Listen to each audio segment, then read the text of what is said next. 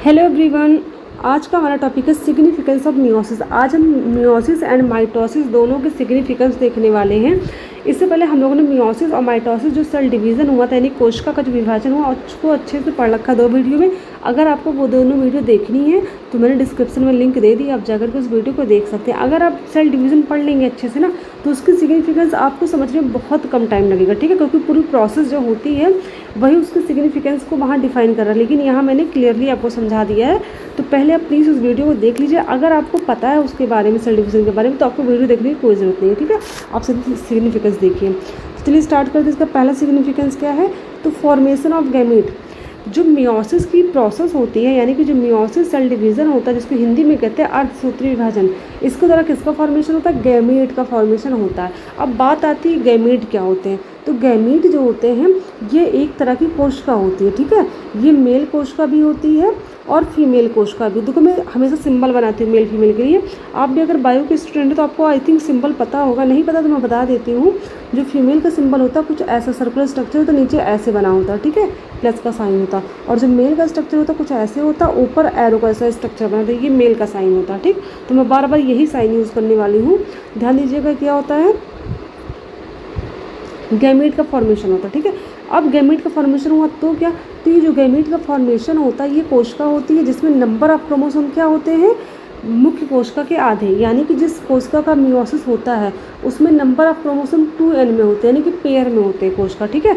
लेकिन जब इसका डिवीज़न हो जाता है तो बनता है गैमीट, और गैमीट में नंबर ऑफ कोशिका कितनी हो जाती है, n, यानी कि हैप्लॉइड हो जाती है, ठीक है। यही हैप्लॉइड कोशिका यानी कि जो नंबर ऑफ n जो बचे हैं यही क्या करेंगे, आगे जा करके सेक्सुअल रिप्रोडक्शन में हेल्प करते हैं, किसमें, एनिमल में। तो याद रखिएगा सेक्सुअल रिप्रोडक्शन किससे स्टार्टिंग होती है, गैमीट से होती है। गैमीट में नंबर ऑफ क्रोमोसोम क्या होते हैं, n होते हैं, जो कि मियोसिस की क्रिया के द्वारा बनता है, यानी कि मियोसिस के सेल डिवीज़न के बाद बनता है, ठीक है। चलिए हो गया। सेकंड देखते हैं क्या इसका सिग्निफिकेंस है। सेकंड है फॉर्मेशन ऑफ स्पोर्स, यानी कि जो मियोसिस की प्रोसेस होती है इसके द्वारा स्पोर्स का फॉर्मेशन भी होता है, ठीक है। अब देखिए स्पोर्स का फॉर्मेशन होने से क्या होता है, इसके फॉर्मेशन से होता है आसेक्सुअल रिप्रोडक्शन। आसेक्सुअल रिप्रोडक्शन जो होता है वो एनिमल में देखने को मिलता नहीं, ये किस में देखने को मिलता है, ये देखने को मिलता है प्लांट्स में, ठीक है, एनिमल में मिलता है। लेकिन जो इन्वर्टिब्रेट्स होते हैं और जो बहुत ज़्यादा देखा जाए बहुत ज़्यादा अनडेवलप्ड होते हैं उनमें देखने को मिलता है, ठीक है। जो डेवलप यानी मैमल्स में जो होता है असेक्सुअल रिप्रोडक्शन देखने को नहीं मिलता, ठीक है, ये चीज़ ध्यान रखिएगा। तो फॉर्मेशन ऑफ स्पोर्स, स्पोर का फॉर्मेशन होगा, और स्पोर जो होते हैं वो क्या होते हैं, ये भी एक तरह की कोशिका होती है जो कि कैसे होती है, सिंगल एंड में, यानी कि यहाँ पर भी क्रोमोसोम की संख्या आधी होती है, और इसके द्वारा जो होता है पौधों में असेक्सुअल रिप्रोडक्शन की प्रोसेस देखने को मिलती है, ठीक है। अब बात करेंगे मेंटेनेंस क्रोमोसोम नंबर, यानी कि जो मियोसिस की प्रोसेस होती है वो क्या करती है, क्रोमोसोम के नंबर को भी मेंटेन रखती है, ठीक है। अब कैसे मेंटेन करती है, आपको पता हो, जब इसका मियोसिस होता है तो मियोसिस के बाद जो नई कोशिका बनती है यानी कि वो क्या होती है, गैमीट होती है नई कोशिका। इसमें जो नंबर ऑफ क्रोमोसोम होते हैं कितने हो जाते हैं, जस्ट हाफ हो जाते हैं। मान लीजिए ये कोशिका है, इसका क्या होना है, सेल डिवीज़न, किसके द्वारा सेल डिवीज़न होना, मियोसिस के द्वारा। इसमें क्रोमोसोम की संख्या कितनी, 12 है, ठीक। अब इसका जब सेल डिवीज़न हो जाएगा इससे कितने बनेंगे, 4 डॉटर सेल बनती है, चारों में नंबर ऑफ कोशिका कितनी हो जाएंगी, 6 सब में हो जाएंगे, ठीक है। ये चीज़ ध्यान रखिएगा। आप सोचेंगे अब 6 कैसे हो गए, क्योंकि जब मियोसिस होता है तो उसके लिए आपको कितने चाहिए होते हैं, 2 क्रोमोसोम चाहिए होते हैं ना, दोनों की पेयरिंग होती है तब जाकर के यहाँ बनते हैं। हम लोगों ने पढ़ रखा है इसको मियोसिस 1 मियोसिस 2, ठीक है। तो वहाँ पर आपको ये पढ़ेंगे तो क्लियर हो जाएगा कैसे यहाँ पर 6 मतलब कैसे 4 बन गए, ठीक है। तो क्या होता है यहाँ पर जस्ट हाफ हो जाता है, इसी हाफ वाले को बोलते हैं गैमीट। क्या कहते हैं इसको, इसी को कहते हैं गैमीट, ठीक है। तो यहाँ पर यही बताया जा रहा है कि मियोसिस की प्रक्रिया के द्वारा क्या होता है, गैमीट बनते हैं, और गैमीट में नंबर ऑफ क्रोमोसोम क्या हो जाते हैं, मेन क्रोमोसोम के जस्ट हाफ हो जाते हैं। और इसके बाद जो गैमीट होता है, जो मेल का गैमीट होता है और जो फीमेल का गैमीट होगा, ठीक है, इन दोनों का गैमीट के बीच में क्या होगा, फ्यूज़न होगा, यानी कि रिएक्शन होगी, और इसके बाद क्या बनेगा, इसके बाद बनेगा जाइगोट। अब जाहिर सी बात दोनों में अब फ्यूज़न होगा तो दोनों के क्रोमोसोम आपस में मिल जाएंगे ना, और कितने हो जाएंगे, 6 दोनों के थे, तो कितने हो जाएंगे जाइगोट के पास, 12, यानी कि फिर से कितने हो गए, 12 हो गए, ठीक है। अब इससे जो नया ऑर्गेनिज्म बनेगा उसमें कितने क्रोमोसोम होंगे, 12 ही तो मिलेंगे। तो इस तरह से क्या होता है, क्रोमोसोम की संख्या जो होती है वो मेंटेन होती है, ठीक है। अगर आपको इसमें थोड़ा सा भी कन्फ्यूजन लग रहा है कैसे जाइगोट बनना ये सब, तो जब रिप्रोडक्शन वाला प्रोसेस पढ़ेंगे हम लोग तो उसमें पूरा डिटेल में आपको एक चीज़ बताई जाएगी, ठीक है। मैं स्टेप टू स्टेप चल रही हूँ, बस जितना सिलेबस के अकॉर्डिंग जो जिस टॉपिक पढ़ाना है मैं उतना ही पढ़ा रही हूँ, ठीक है। आप जब पूरा जूलॉजी खत्म कर लेंगे तो आपको एक चीज़ क्लियर हो जाएगी, लेकिन सीक्वेंस में पढ़ाना चाह रही हूँ ताकि आपको उसी सीक्वेंस में हर एक चीज़ समझ में आए, ठीक है। अब बात करते हैं 4th नंबर की, क्या है, इंट्रोडक्शन ऑफ वेरिएशन। वेरिएशन का मतलब होता है विभिन्नता, यानी कि क्या होता है, मियोसिस के द्वारा ही विभिन्नताएं देखने को मिलती हैं। कैसी विभिन्नताएं, हम अपने आसपास ही देख लें, कई जितने भी प्लांट होते हैं, जितने भी एनिमल होते हैं जिनमें मियोसिस होता है, उसके बाद जो नया सेल बनता है, क्या आपने कभी देखा सेम होता, कभी भी सेम नहीं होता। इवन जो ट्विंस होते हैं, जो जुड़वा बच्चे होते हैं ना, उनमें भी आपको बहुत सारी क्या होंगी, वेरिएशन, यानी कि बहुत सारी विभिन्नताएं देखने को मिलती हैं, ठीक है। तो मियोसिस का सबसे मेन फंक्शन तो हो जाएगा वेरिएशन में भी हेल्प करता है। Meiosis provides a chance for the formation of new combination of alleles. अब देखो एलील्स क्या होता है, एलील्स का मतलब होता है जीन का पेयर, ठीक है। यानी कि जब 2 जीन मिलेंगे तो क्या बन जाएगा, एक पेयर बन जाएगा। पेयर का मतलब ही होता है 2, ठीक है। तो 2 जीन मिलकर एक पेयर बनाते हैं जिसको कहते हैं एलील्स, ठीक है। एक जीन जो होगा वो मेल का होगा और दूसरा जीन किसका होता है, फीमेल का होता है, ठीक है। तो ये चीज़ ध्यान रखिएगा। तो एलील्स होते हैं। तो यहाँ पर ये बताया जा रहा है कि मियोसिस की जो अभिक्रिया होती है, यानी कि मियोसिस की जो प्रोसेस होती है वो क्या प्रोवाइड करती है, a chance for the formation of new combination of alleles, यानी कि एलील्स के एक नए कॉम्बिनेशन को बनाने का मौका देती है, ठीक है।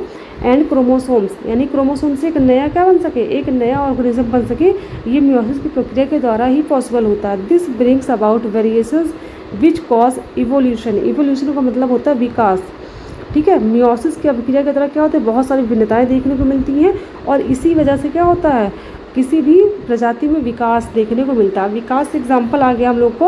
अगर हम मनुष्य की बात कर लें तो पहले हमारे पूर्वज क्या थे, हमारे पूर्वज चिंपैंजी बंदर थे ना, लेकिन अभी आप अपने आप को देख सकते हैं आप कितने ज़्यादा इवोल्यूशन, आपके अंदर कितना ज़्यादा विकास हो चुका है, ठीक है। तो ये जो हम लोगों में चेंजेस देखने को मिला ना, ये मियोसिस की प्रक्रिया के द्वारा ही देखने को मिला, ठीक है। तो इस स्टेप में यही बताया जा रहा है कि मियोसिस के द्वारा क्या होता है, वेरिएशन, यानी कि विभिन्नताएं देखने को मिलती है और इसी विभिन्नता की वजह से क्या होता है, मनुष्य या किसी भी प्रजाति में जहाँ मियोसिस हो रहा है वहाँ पर क्या होता है, विकास की प्रक्रिया देखने को मिलती है, ठीक है। The new combination of alleles are produced by crossing over. अब ये जो न्यू कॉम्बिनेशन बनता है एलील का, ये कहाँ बनता है, क्रॉसिंग ओवर के दौरान। और क्रॉसिंग ओवर कहाँ होता है, प्रोफेज 1 के कहाँ पर होता है, पैकेटीन स्टेज में होता है, ठीक है। एक चीज़ आपको याद होनी चाहिए, आपने देखा होगा वहाँ पर जब क्रॉसिंग ओवर होता है तो जो डिफरेंट क्रोमोसोम के बीच में होता है, एक मेल का होता है क्रोमोसोम, एक फीमेल का क्रोमोसोम होता है, ठीक है। तो इससे क्या होगा, दोनों के जीन आपस में मिल जाएंगे और क्या बना लेंगे, एक पेयर बना लेंगे जिसको हम कहते हैं एलील्स। तो याद रखिएगा एलील का जो कॉम्बिनेशन होता है वो कैसे होता है, वो क्रॉसिंग ओवर के द्वारा होता है। क्योंकि एलील जो होता है वो मेल फीमेल के जीन मिलकर बनते हैं, तो जाहिर सी बात है मेल का जीन फीमेल के जीन से कम मिलेगा जब उनके बीच होगी क्रॉसिंग ओवर। और क्रॉसिंग ओवर कब होती है, प्रोफेज के पैकेटीन स्टेज में होती है, ठीक है। बात करेंगे सिग्निफिकेंस ऑफ माइटोसिस की, तो इसका पहला सिग्निफिकेंस है it is an equational division, यानी कि जो सिग्निफिकेंस है इसका पहला ये बताया जा रहा है कि माइटोसिस डिवीज़न जो होता है एक इक्वेशनल डिवीज़न। इक्वेशनल का मतलब होता है समान डिवीज़न, यानी कि इसको समान डिवीज़न इसलिए कहा जाता है क्योंकि इस डिवीज़न के बाद क्या होता है, जो नई कोशिका बनती है उसमें नंबर ऑफ क्रोमोसोम सेम रहते हैं। जैसे मान लीजिए ये कोई कोशिका है, ठीक है, इसके अंदर क्रोमोसोम की संख्या कितनी है, 10 है। अब इसके अंदर अगर माइटोसिस सेल डिवीज़न देखने को मिलेगा तो इसके बाद कितनी नई कोशिकाएं बनेंगी, 2 डॉटर कोशिकाएं बनती हैं। ये सिर्फ हम पढ़ चुके हैं ना। अभी जो 2 डॉटर कोशिकाएं बनेंगी इसके अंदर नंबर ऑफ क्रोमोसोम भी कितने होंगे, एग्जैक्ट 10 होंगे, ठीक है। इसीलिए इसको कहते हैं इक्वेशनल सेल डिवीज़न, क्योंकि माइटोसिस सेल डिवीज़न के दौरान क्या होता है, नंबर ऑफ क्रोमोसोम कभी भी चेंज नहीं होते। लेकिन मियोसिस में क्या होता है, नंबर ऑफ क्रोमोसोम हाफ हो जाते हैं जब नई कोशिका उससे बनती है, ठीक है। The daughter cells are identical to each other and also to parent in the genetic constitution, यानी कि ये कहा जा रहा है कि इस डिवीज़न के बाद जो डॉटर सेल बनती है वो जो होती है वो दोनों डॉटर सेल एक दूसरे के क्या होती है, आइडेंटिकल होती है, यानी कि हर एक चीज़ में समान होती है एक दूसरे के, साथ ही साथ अपने पेरेंट कोशिका के भी समान होती हैं। यानी कि ये जो कोशिका थी ये थी पेरेंट कोशिका, क्योंकि इसका हो रहा था माइटोटिक सेल डिवीज़न। इसके बाद 2 नई कोशिकाएं बनती हैं माइटोटिक सेल डिवीज़न में। ये दोनों कोशिकाएं क्या होती है, एक दूसरे के एग्जैक्ट क्या होती हैं, सेम होती हैं, और साथ ही साथ ये दोनों किसके समान होती हैं, अपने पेरेंट कोशिका के, यानी कि जिस कोशिका के विभाजन से इनका फॉर्मेशन हुआ है उसके समान भी ये होती हैं, सब कुछ समान होता है, ठीक है। तो ये हो गया पहला सिग्निफिकेंस। दूसरे की बात करते हैं, it gives a complete set of genetic information to each cell, यानी कि माइटोटिक सेल डिवीज़न के बाद जो होता है, जो पेरेंट कोशिका जिसका डिवीज़न होता है उसके अंदर जो भी जेनेटिक इन्फॉर्मेशन होते हैं, यानी कि जो भी आनुवांशिक लक्षण होता है, इस आनुवांशिक लक्षण को इससे जो नई दोनों कोशिकाएं बनेंगी, यानी कि 2 नई डॉटर सेल्स बनेंगी, ये सारे जेनेटिक इन्फॉर्मेशन इन दोनों डॉटर सेल के अंदर सेम टू सेम हूबहू क्या पहुंच जाएगा, ट्रांसफ़र हो जाता है, ठीक है, माइटोटिक सेल डिवीज़न के दौरान, ठीक है। थर्ड बात क्या कहता है, mitosis is related to the growth of an individual from zygote to adult stage. अब ध्यान दीजिएगा, ये सबसे मेन है। अभी आपके दिमाग में सबसे मेन ये है क्योंकि जाइगोट की बात करें तो जाइगोट में तो हमने देखा मियोसिस डिवीज़न होता है। तो एक चीज़ हमेशा ध्यान रखें कि जब भी हम मियोसिस डिवीज़न की बात करते हैं, मियोसिस का मतलब अर्धसूत्री विभाजन की बात जब भी हम करेंगे, तो आपके दिमाग में सिर्फ इतना होना चाहिए कि इस डिवीज़न के बाद सिर्फ नया ऑर्गेनिज्म बनता है, यानी कि जब भी मियोसिस होगा तो वहाँ पर सिर्फ जर्म सेल जो होगी उसी का डिवीज़न हमको देखने को मिलेगा, ठीक है। अदर किसी भी कोशिका के अंदर मियोसिस डिवीज़न नहीं होता है, ठीक है। यहाँ पर बात ये कही जा रही है कि जब मियोसिस सेल डिवीज़न होता है तो वहाँ पर क्या होते हैं, मेल के गैमीट और फीमेल के गैमीट, ठीक है। ये किसका है, मेल का गैमीट है, ये फीमेल का गैमीट, दोनों क्या होंगे, आपस में फ्यूज्ड होंगे और क्या बन जाएगा, इनसे जाइगोट बन जाएगा, ठीक है। सॉरी, जाइगोट जेड होता है, जाइगोट बन जाएगा। जाइगोट में क्या होंगे, नंबर ऑफ क्रोमोसोम यहाँ पर डबल हो जाएंगे, ठीक है। ये मियोसिस की क्रिया के द्वारा इनका फॉर्मेशन हो गया, ठीक। लेकिन अभी जाइगोट बन रहा है, ये जो गैमीट है, इनकी इस जाइगोट के अंदर भी तो कई सारी कोशिकाएं होंगी, उनके अंदर जो उस कोशिकाओं को डिवीज़न होगा, जाइगोट बनने में जो डिवीज़न हो तो मियोसिस है, लेकिन जाइगोट के अंदर जो कोशिकाएं हैं उनके अंदर जो डिवीज़न देखने को मिलेगा, साथ ही साथ जाइगोट से अडल्ट जब बनता है तो अडल्ट के अंदर बाकी कोशिकाओं को जो डिवीज़न देखने को मिलता है, उन डिवीज़न किसके द्वारा होता, वो होता माइटोसिस के द्वारा, ठीक है। याद रखिएगा, बॉडी के अंदर क्या होते हैं, कई सारी कोशिकाएं होती हैं, उनका डिवीज़न सिर्फ माइटोसिस से होता है, ठीक है। सिर्फ जर्म कोशिका का डिवीज़न किससे होता है, मियोसिस से होता है। वही बात यहाँ पर जाइगोट की अडल्ट के साथ कही है, क्योंकि जाइगोट ही क्या होता है, आगे डेवलप हो गया, अडल्ट में चेंज होता है ना।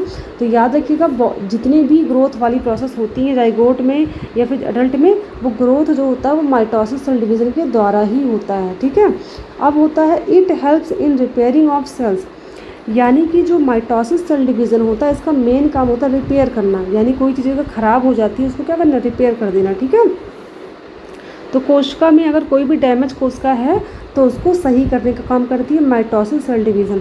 साथ में हीलिंग ऑफ वाउंड्स, यानी कि घाव जो होते हैं उसको भरने में हेल्प करता है, ठीक है। अगर कहीं भी चोट लग जाती है, फोड़ा हो, फुंसी कुछ भी हो जाता है तो वहाँ पर घाव जैसा बन जाता है। क्यों, क्योंकि वहाँ की जो कोशिका होती है वो ख़राब हो जाती है या फिर मृत हो जाती है। जब मर जाएगी वो कोशिका तो जाहिर सी बात है नई कोशिका बनानी पड़ेगी, और जब तक नई कोशिका नहीं बनेगी वो घाव नहीं भरता, ठीक है। तो जितनी जल्दी सेल डिवीज़न होगा उतनी जल्दी नई कोशिका बन जाएगी और क्या हो जाएगा, वहाँ का घाव भर जाएगा। तो ये जो नई कोशिका बनती है किसी भी चोट या घाव पे, वो माइटोसिस के डिवीज़न के द्वारा ही बनती है, ठीक है। Regeneration of body cell, body के अंदर जो सेल्स होती हैं उनका रीजनरेशन भी जो होता है वो माइटोटिक सेल डिवीज़न के द्वारा ही होता है, ठीक है। फिर नेक्स्ट पॉइंट है maintaining equality of chromosome number.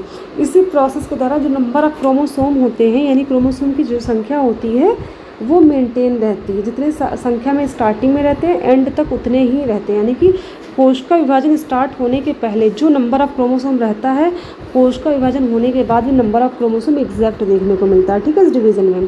फिर नेक्स्ट पॉइंट देखते हैं, by this division the definite shape and size of cell remains constant, यानी कि इस विभाजन के बाद जो कोशिका होती है उसका शेप और साइज़ भी क्या रहता है, फिक्स रहता है। मान लो इस कोशिका का डिवीज़न हो रहा, अब इससे 2 नई डॉटर सेल्स बनेंगी ना, अब इन दोनों डॉटर सेल्स का जो भी शेप होगा, जो भी साइज़ होगा, सेम उस पेरेंट का भी वही रहा होगा, ठीक है। यानी कि इस पेरेंट कोशिका का जो डिवीज़न होगा तो इससे जो नई कोशिका बनेगी उसका शेप और साइज़ सेम अपने पेरेंट की तरह ही देखने को मिलेगा, ठीक है। By this process sex organ are formed, यानी कि इस प्रोसेस के द्वारा सेक्स ऑर्गन का भी फॉर्मेशन होता है। देखो सेक्स ऑर्गन का जो से नए कोशिकाएं बनती हैं, यानी कि नए ऑर्गेनिज्म बनते हैं, वो तो मियोसिस के द्वारा बनते हैं, बट इन ऑर्गन्स का जो फॉर्मेशन होता है वो होता है माइटोसिस के द्वारा। याद रखिए, बॉडी के अंदर जितने भी ऑर्गन्स बनते हैं वो सब माइटोसिस सेल डिवीज़न के द्वारा ही बनते हैं, ठीक है। बस जब नया ऑर्गेनिज्म बनाना होता है तब वहाँ पर होता है मियोसिस का प्रोसेस, ठीक है, याद रखिएगा। बाकी और कुछ नहीं है, दोनों के सिग्निफिकेंस हमने पढ़ लिए। यानी कि पूरा सेल थ्योरी यानी कि जो सेल साइटोलॉजी टॉपिक हमारा था वो साइटोलॉजी मैंने पूरा आज कंप्लीट कर लिया है। साइटोलॉजी में अगर कोई टॉपिक बचा होगा तो मैं उसको भी कवर करा दूंगी। अब मैं इससे रिलेटेड जितने भी प्रीवियस में क्वेश्चन आ चुके हैं, LT grade, TGT, GIC, PGT, कहीं पर भी क्वेश्चन मुझे देखने को मिलेगा, इवन नीट वगैरह में भी आए जो भी क्वेश्चन, मैं कोशिश करूँगी सबको कवर कर ले जाऊँ, पूरा प्रैक्टिस सेट आपको अच्छे से पूरा डिटेल में दूँ, ठीक है। लेकिन आपको प्रैक्टिस सेट देखने से पहले प्लीज़ थ्योरी वीडियो देख लीजिएगा, या फिर आप कहीं और से भी पढ़ सकते हैं, तभी आप प्रैक्टिस सेट सॉल्व करिएगा तो आपको अच्छे से समझ में आएगा, ठीक है। Thank you.